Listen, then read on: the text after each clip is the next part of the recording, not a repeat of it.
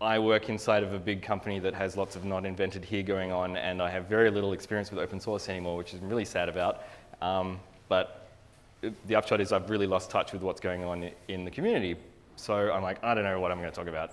But then I read this a couple of years ago, and this totally validated my thoughts, which was that I don't think open source monitoring tools have yet done this.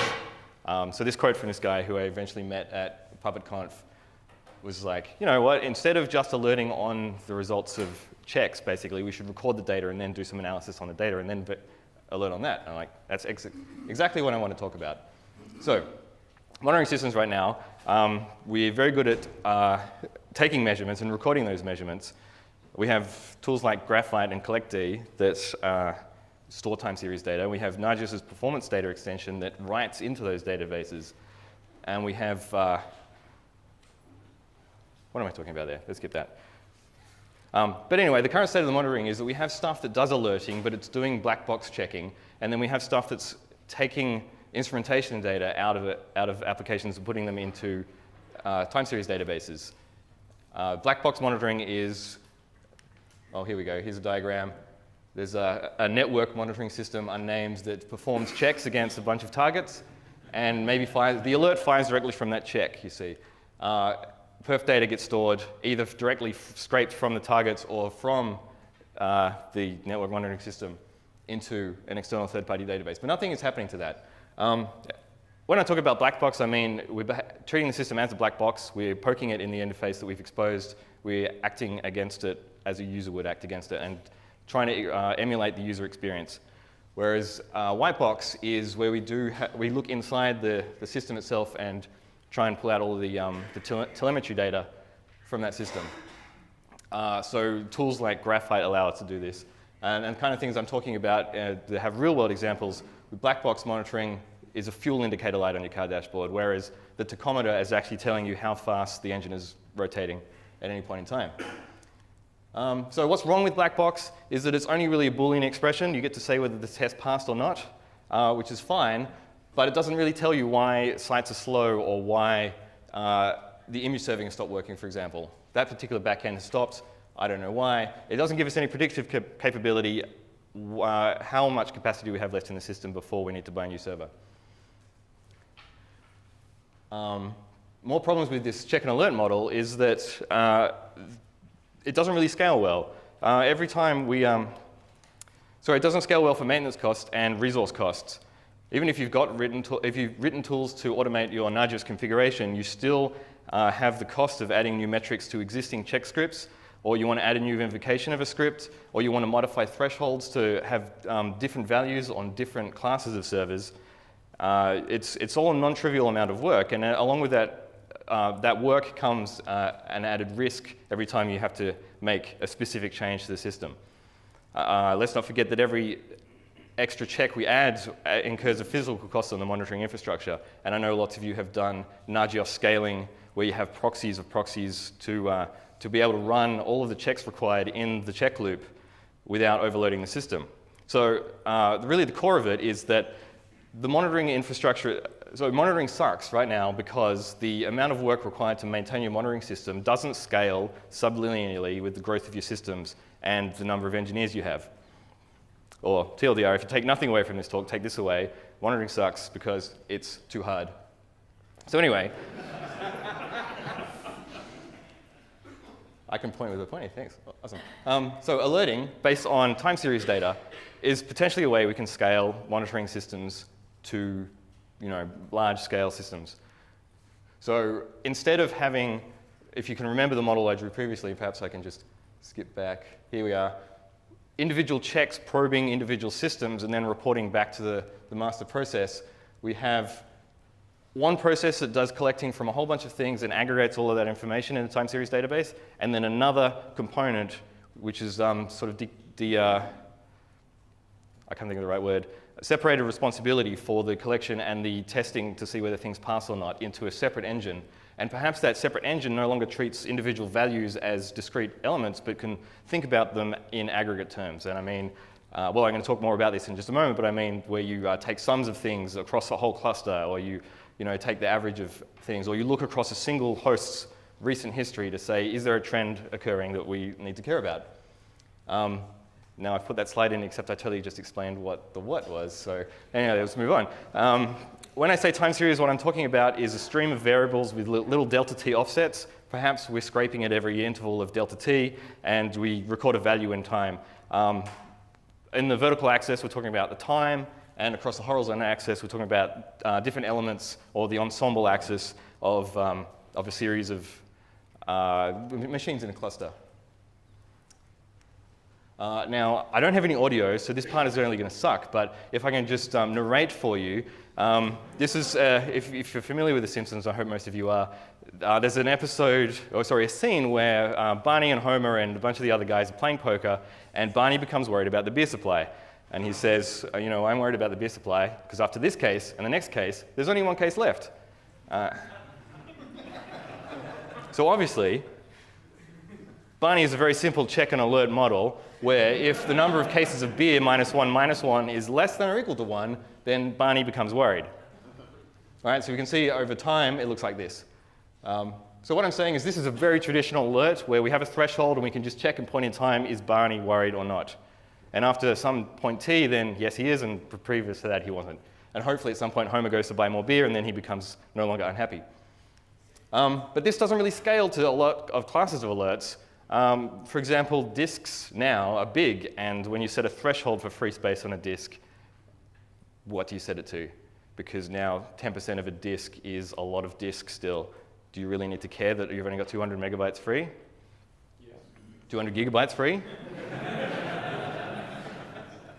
But do we want to alert on absolute space? And it kind of depends on the application you have, because maybe 500 megabytes of free space is about normal, because your staging area for backups is supposed to stay about as much full as it can, with only a little bit of room as the stuff gets spooled off to tape and new stuff gets written in. Like, this might be a totally normal operating procedure. So you can't really use this threshold alert across the board. You need to set different priorities for different systems. Sorry, not priorities, different thresholds. So what's more interesting is how long until a disk is full, and is that time remaining sufficient for me to go to the shop and buy a new hard disk? So this is a segment from Speed, and it is where Dennis Hopper's character calls up Keanu and says, hey man, there's a bomb on the bus. Now I kind of wish I had the audio because I don't really remember the full quote, but it's, there's a bomb on the bus. If the speed drops below 50, the bomb explodes. Pop quiz, what do you do? And the Keanu says, well, I really want to know what bus it is. So anyway, this is kind of what Dennis Hopper's alert looks like. He really cares when the bus starts going above 50 miles an hour, at which point the bomb is armed. So if then the bomb is armed and then the speed drops below 50, the plot line is continued. So what we're looking at here is a rate of change of things over time. Speed being obviously well, let's not get into that, I'll talk about it in just a moment. But bomb armed, here we're setting a condition that we can then refer to in other alerts and use that to trigger whether or not another thing happens. Keanu's alert is if the speed is greater than or equal to 50 miles an hour, we should start saving the bus, right? What he actually cares about is when the bus starts to slow down, because that's when time is no longer on his side. As long as the bus is still going over 50 miles an hour, he's got all the time in the world to find and save the bus, right? So what Keanu really needs to know about is, like, when his pages should be going off is at the point when the bus starts slowing down. So what we need to do is look at the inflection point of the velocity of the bus, right? Which is acceleration when it crosses the zero line. You all remember your high school mathematics, right? So at the point between the derivative crossing 0, that's when the alert should fire.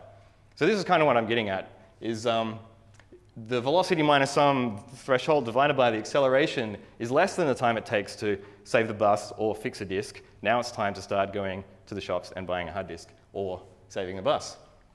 So this is kind of the first idea I want to talk about, is that calculating the rate of change of time series is a way that we can start manipulating this time series data to give us more useful, actionable alerts.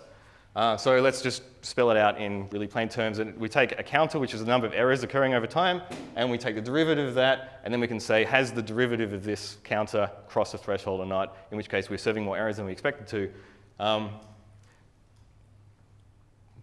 I just realized I should have made a point that maybe your application is always serving errors at some point, and do you really want to know that it's greater than 0 all the time? Because like big applications tend to have errors, and there's probably a baseline error rate, I assume, because there are bugs all the time. So you want to threat this, you don't? Day, like as a constant? Yeah.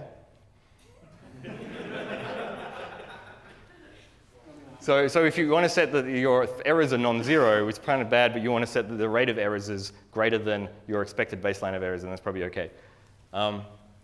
So just discrete time series, as we talked about before, being individual elements, we don't actually have to do real calculus anymore. We can just take the difference between the most recent points and divide it by the time difference between them, and that's the rate, instantaneous rate and point of time. So if we run this calculation every time we do a new collection, then we've got the rate of change of each of these counter variables. So the second tip is to observe the history of an individual time series to gain some context about it. So let's say that this is the rate of errors, and it's just started alerting because it's crossed the threshold. Which of these two is worth getting out of bed for? I would say the really short spike is probably not worth paging me at 3 in the morning for. The slightly longer spike, it's probably not worth paging me at 3 in the morning for. But that's only because I'm a bastard and we almost live the, anyway. We're talking about the duration of the abnormality. Does this exist for a long period of time? Is this likely to continue, or has it fixed itself? In which case, yeah, there was a problem. Maybe I can look at it in the morning because it's not currently breaking any user experience. We've logged the fact that maybe we've logged the fact that this did happen, so we can go back and look at our logs and go, yes, maybe we can understand why that happened. But we shouldn't page anyone because it's not actually hurting anyone anymore. Thirdly, counters are much more useful to export from an application than gauge types, and I mean counters that always monotonically increase, whereas a gauge is something that changes value up and down over time. I guess everything else not monotonic. The reason is because if we're sampling data points, then it's possible for you to miss dips in the curve when a gauge is being measured, whereas a counter, you can guarantee that the value has only ever increased. So we can see that the sampling points of this particular counter has increased, and we can figure out what the rate of change of it is, more or less. This gauge, on the other hand, you'll never get the fact that we spiked to quite high levels early on. So it's better to export the data in counter type rather than gauge type, and that's just kind of an implementation detail that I wanted to cover. The next thing is that aggregating to each grouping level within your system gives you more and more information about the behavior of the system as a whole rather than individual components. So if you have a cluster of machines and they are doing so many queries per second, you want to know how many queries per second is the entire cluster doing. Well, that's very simple. You add them together and then you take the rate of that. I just really said that, didn't I? So anyway, we can move on. Ratios of rates. Oh yeah.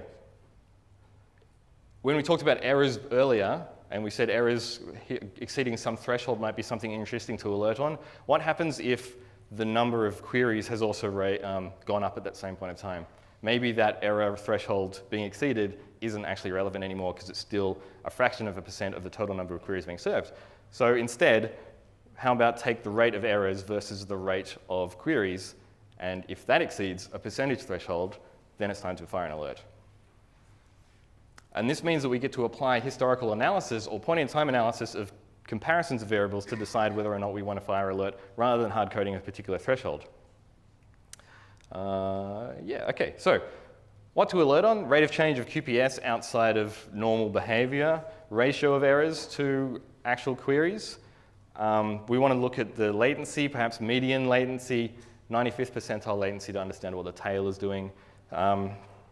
Perhaps you have an SLO based on the latency, in which case you want to have something that says for 95% of the time we're going to be serving our queries faster than something. Bandwidth is also very important. Thank you. But really whatever is important to the business, which means figuring out with your boss or your CEO or perhaps yourself with what you actually care about, what your users care about, what you're selling to them, and then translating that back into something that you can measure.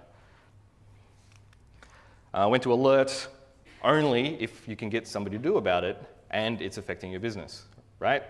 If you alert somebody and they can do nothing about it because it's gone away, it's not documented, it doesn't make any sense, make sure that the alert is actionable, document it, and if you don't document it, 3 months from now, you're going to kick yourself. But despite all of this, I still think black box testing is necessary because time series-based alerting is something that you can't attain 100% coverage with. At the end of the day, the black box is still your last line of resort to make sure the service is still up. Now, it's possible for you to write all of the rules in the world that can make sure that your system is serving queries, hasn't served as many errors, but once you start to getting a complex system, the interplay of all these things is such that it's entirely possible to miss things. So I'm not going to say don't use black box. Do use it, but in moderation. You should only need to test the bare minimum of the service. So anyway, if you didn't listen to anything I just talked about, do maths. Computers will help you with that. Counters instead of gauges, and derive the rates instead of exporting rates themselves. Compare them to one another because that's really interesting, and do historical analysis. I don't think I have any time for a demo, but that's okay. I was just going to demonstrate how awful R is. But say you would like to do this at home for yourself.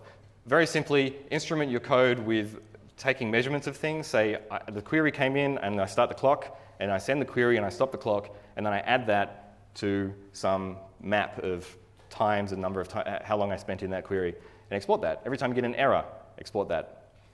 And then aggregate it somewhere. Thank you. NumPy, I don't know. This is the part where I say the tools don't exist yet. The ideas are there. Some bright spark in the audience perhaps has the ingenuity to write such a tool and give it to the world. Wouldn't that be awesome? I do have demo code up at GitHub, which you can download and see what I was about to demonstrate, except it didn't. So if you have any questions, feel free to throw them at me. Yes, sir? I was very interested when you put up the architecture diagram because it describes the product that exists. This is more of an inspirational talk where I say, wouldn't it be nice if we were off somewhere in the future? But yes. The other, I do have an architectural diagram. Yeah. No, I mean, you describe something that I know about that exists. Oh, do you have a name for that thing? Have you looked at a software called Performance Copilot? I have not. It's crufty, but it looks like that. This sounds like an excellent starting point for making it less crufty. So Performance Copilot, is that right? Yeah. Performance Copilot, okay.